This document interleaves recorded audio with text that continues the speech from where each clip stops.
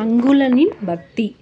அங்குலன் என்னும் வேடன் எதிரில் எந்த ஒரு விலங்கும் நடமாட முடியாது. சாதுவான பிராணி என்றாலும் கொன்று விடுவான்.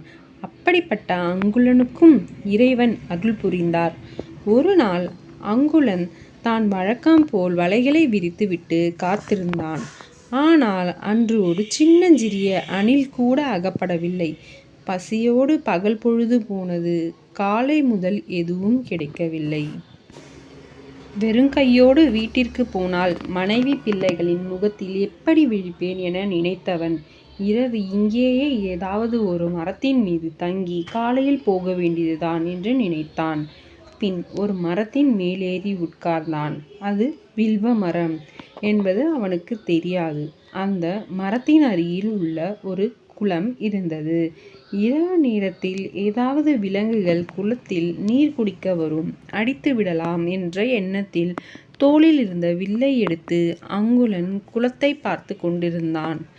குளம் தெரியாததால் மரத்தின் உச்சிக்கு சென்று நன்றாக தெரிய வேண்டும் என்பதற்காக முன்னால் கிளைகளில் இருந்த வில்வ இலைகளையெல்லாம் உதிர்த்தான்.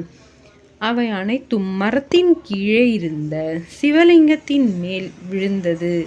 அதன் பிறகு குளம் தெளிவாக தெரிந்தது.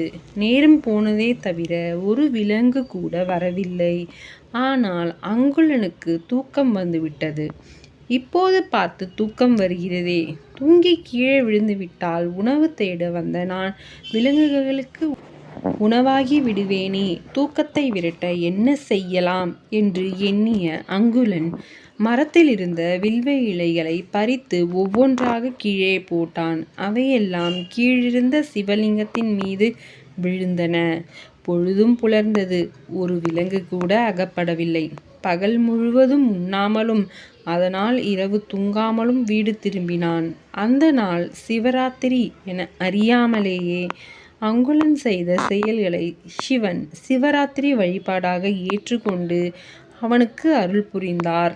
அதன் பலனாக சிவகணங்களின் ஒருவனாக ஆகும் பேரும் அங்குலனுக்கு கிடைத்தது. தெரியாமல் செய்தாலும் கூட நல்ல செயல்களுக்கான நன்மை கிடைத்தே தீரும்.